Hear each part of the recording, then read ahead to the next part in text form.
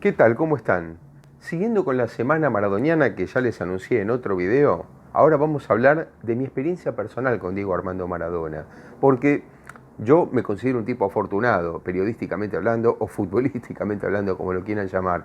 No solamente porque el primer mundial al que acudí, Argentina salió campeón en el 86, fue mi primer mundial, cubriéndolo como periodista, había estado en el Mundial 78, pero no es lo mismo, había estado como hincha por edad. En cambio, en el 86 fue el primer mundial que yo pude cubrir. Y como les decía, soy una persona afortunada porque pertenezco a una misma generación que Diego Armando Maradona. Él es 2 años y medio mayor que yo, pero de todas formas pertenecemos a la misma generación. De hecho, esa selección del 86 tenía muchos jugadores nacidos en el mismo año que yo nací, o un año antes o un año después.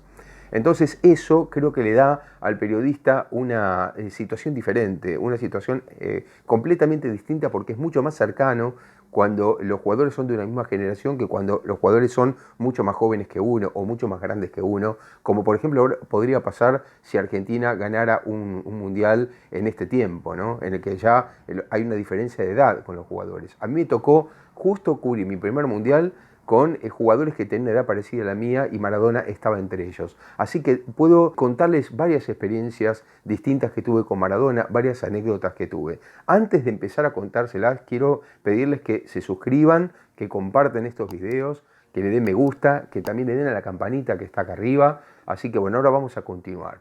Y les quería contar ya la primera anécdota. La primera anécdota fue en el 86. Ustedes piensen que el Mundial de México 86, pese a que Argentina salió campeona, era una época muy diferente a la actual. Una época sin internet, una época inclusive sin fax, una época completamente distinta, mucho más artesanal, y los periodistas que estábamos en México éramos mucho menos de la cantidad de periodistas que hay ahora, que es una parafernalia, con cables, con televisión, con internet, con miles de cosas. Bueno, esa tecnología no era así como es ahora, era mucho más precario todo, y entonces era mucho más fácil cruzarse con jugadores como Bocini, Maradona, Pasarela, Borghi, no sé, Ruggeri. Era muy fácil cruzárselo, Valdano, porque estaban todos ahí, éramos muy poquitos en la concentración de la selección argentina en las Águilas del América. Argentina jugó muchos partidos en DF porque jugaba en el Distrito Federal, en el estadio universitario, y se concentraba en las Águilas del América.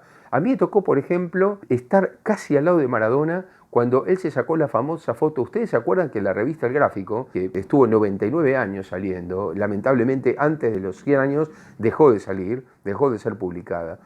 Pero esa revista acostumbraba, antes de cada mundial, había una foto que era un clásico, que era la foto de la semana previa, en la que siempre había una especie de aliento al equipo, ¿no? Una tapa que decía, vamos a Argentina, tenemos que ganar, o una cosa por el estilo. Entonces, a los editores del Gráfico se les ocurrió una tapa con las dos grandes figuras de ese mundial, a priori, que eran Maradona y Pasarela. Lo que pasa es que Maradona y Pasarela se llevaban mal, se llevaban muy mal. No se hablaban prácticamente desde hacía un tiempito. Entonces, el gran tema fue cómo hacer para sacar esa foto de Maradona y Pasarela juntos. Es una foto que después termina saliendo en la tapa con Maradona y Pasarela con un sombrero mexicano muy grande uno al lado del otro, donde ustedes pueden observar, si ven esa foto, que apenas si ellos se tocan. Bueno, esa foto la sacó el zoilo ya fallecido Gerardo Horowitz, y yo estaba detrás de Horowitz en esa foto, por ejemplo. En otra oportunidad me tocó también estar en el grupito que quiso entrevistar a Maradona cuando se acercaba al campo de juego para el entrenamiento. Es decir, ellos salían de la zona de los vestuarios y había un trecho muy corto hasta el campo de entrenamiento en el que en general en ese trecho aparecíamos los periodistas para querer hablar con los jugadores. Cuando Maradona empezó a hacerse estrella de ese mundial, se empezó a complicar, empezó a venir una cantidad enorme de periodistas extranjeros. Pero en los primeros días era un poquito más fácil. La cuestión es que lo que les cuento pasó más o menos a mitad del mundial, cuando ya había otros periodistas y Maradona se cansó de la persecución que había alrededor de él en el momento de salir al vestuario, ir hacia el campo de juego, y para nuestra sorpresa pegó un salto enorme para un físico como él, que Maradona no era alguien muy alto, de una altura muy parecida a la mía.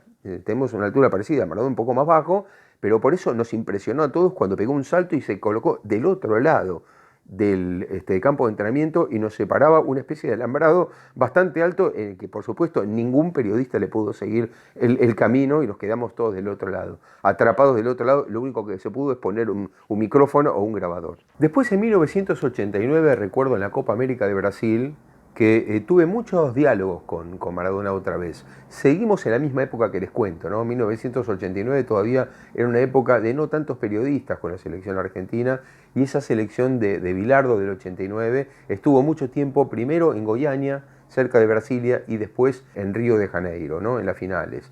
Pero bueno, a mí me tocó hablar mucho con Diego, especialmente en la etapa de Goiânia, ¿no?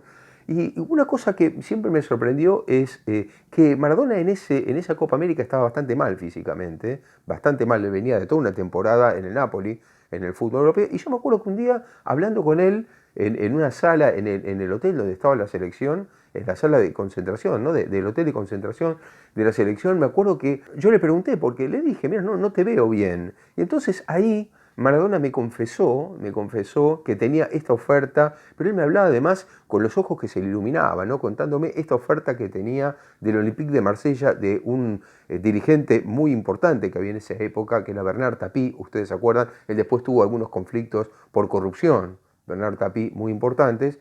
Pero bueno, Bernard Tapie, por el Olympique de Marsella, le hizo una oferta enorme a Maradona para sacarlo de Napoli. Además, otra cosa, piensen que Marsella se parece un poco a Nápoles como característica de puerto, de ciudad en Francia, ¿no?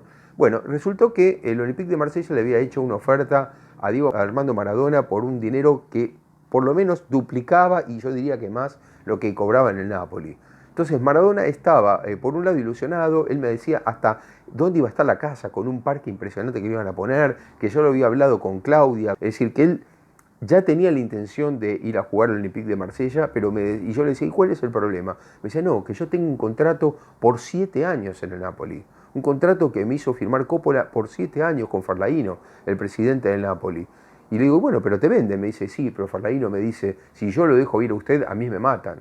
Yo políticamente a usted no lo puedo dejar ir. Por eso no voy a poderme ir, me decía él. Y yo no lo puedo creer, con la calidad de vida que puedo tener, ir a un club grande francés, una ciudad que se parece a Nápoles. Yo ya en Nápoles, ¿qué más puedo hacer?, me decía él. Bueno, después pudo hacer mucho más todavía en el Nápoles, ¿no? Pero yo recuerdo eso hasta el día de hoy, ¿no? Como esa cara iluminada, esa vista iluminada de Diego diciéndome todo esto, y finalmente no se pudo concretar efectivamente ese pase. Tengo más anécdotas con Diego Armando Maradona. Por ejemplo, recuerdo 2 en el Mundial 94. Una de ellas en el Mundial 94 que me llamó la atención porque estaba justo yo al lado de él. Ustedes se acuerdan que Maradona llega medio sobre el final a esa selección. Él no formó parte del ciclo de Basile, solamente se incorpora a la selección argentina una vez que pierde 5-0 con Colombia, y entonces, pasado toda la fase esta de grupos que le tocó a la selección y que no pudo clasificarse en forma directa, hubo 5 meses hasta jugar contra Australia, y recién ahí en el repechaje, muy ajustadamente, la selección argentina se clasifica para el Mundial, ¿no? Pero muy ajustadamente. Entonces había grandes críticas a la selección. La selección tenía mucha prensa opositora, mucha prensa en contra, y especialmente ustedes se acuerdan que 2 días después del 5-0 contra Colombia en el Monumental, 5 de septiembre del 93, como para no acordarse de ese día negro, ¿no?, de la selección argentina, de la historia de la selección argentina y del fútbol argentino. A los 2 días les comentaba, Bernardo Neustadt en su programa Tiempo Nuevo, que era un clásico, un programa político, hizo lo que yo creo que fue el primer talk show del fútbol en la televisión, en la Argentina, ¿no? Aquel día famoso en el que Sanfilippo, un ex jugador importantísimo de los años 50 y 60, le dijo a Sergio Goycochea, pibe, te comiste todos los amagues, ¿no? Bueno, a partir de ahí Neustadt empezó una crítica durísima contra la selección argentina, y ya la tenía contra Maradona de mucho antes. Ya venía de un tiempo atrás, cuando Diego, siendo muy joven y en Argentinos Juniors, no quiso ir a una entrevista o se negó y se fue antes del canal, y hubo todo un escándalo con Neustadt. La cuestión es que cuando terminó la primera fecha de la fase de grupos del Mundial, ya estábamos en Estados Unidos en 94, justo había un entrenamiento de la selección en Boston, en el Babson College, que es donde estaba la selección argentina, y justo lo encuentro a Diego, está al lado mío prácticamente. Entonces, en aquel momento, Diego me dice, ¿sabés cómo salió Colombia? Yo creo que él sabía cómo había salido Colombia, pero él, con la picardía de hacer jugar al periodismo, me pregunta, ¿sabes cómo sale Colombia? Y yo digo, sí, sí, ¿vos sabés que perdió Colombia? Ah, sí, perdió Colombia. Me dice, ¿cómo estará Sanguchito? Y yo me quedo mirando loco, me diciendo, ¿Sanguchito? Me dice, sí, Bernie, Neustadt. Digo, ah, ¿y por qué Sanguchito? Porque siempre está al lado de la torta. Le decía que tenía dos anécdotas del Mundial 94, porque tengo una segunda que está relacionada con una enciclopedia que dirigí justamente a partir de enero del 94. Era con motivo del Mundial de Estados Unidos, que se llamó Los Mundiales. Esa enciclopedia tenía como primer fascículo, como tapa, justamente un gol de Maradona en México 86. Creo que estaba Maradona con la copa, inclusive también de México 86. La cuestión es que yo acudí al Mundial, esto había sido medio año después, la enciclopedia salía siguiendo, es decir, seguían los fascículos todavía vendiéndose en los kioscos en Argentina, pero estábamos en Estados Unidos. Y un día estoy en un entrenamiento de la selección y están Maradona y su representante Juan Marco Franchi y me dicen en la mitad de la cancha, nos enteramos que está sacando una enciclopedia y que esa enciclopedia tiene la tapa de Diego, tiene una tapa mía, dice en el primer número. Yo me asusté, dije, acá esto la voy a pasar mal. Y me dijeron, no, no, tranquilo, tranquilo, que no pasa nada. Me cargaron con eso. Yo no jamás me hubiera imaginado que Diego sabía o que estaba tan al tanto de lo que pasaba y se acordaba tanto de la tapa. Pero hablando de eso, también les quiero contar algo que pasó con mi propio libro, Maradona, Rebelde con Causa. Porque cuando yo saqué este libro, uno de mis temores, este libro salió por Editorial Corregidor, fue la primera editorial que lo sacó. Después hubo más versiones, ¿no? Pero mi temor, antes de sacarlo, obviamente fue antes de sacarlo, era que nosotros teníamos la intención, en Corregidor, de poner la palabra Maradona. Si ustedes ven la tapa del libro, en la tapa del libro aparece la palabra Maradona en rojo, después abajo está la foto de la tapa, pero aparecía la palabra Maradona, y claro, la palabra Maradona es una marca. Resultó que quien me hizo el prólogo del libro, Pablo Yonto, era un conocido, un periodista conocido de Maradona, de los primeros tiempos, era amigo de Maradona. Entonces, yo le pregunté a Pablo Yonto, que fue mi prologuista, digo, Pablo, ¿cómo podemos hacer para que no haya problemas con esto? Y Pablo Yonto me dijo, quédate tranquilo que yo lo hablo con él.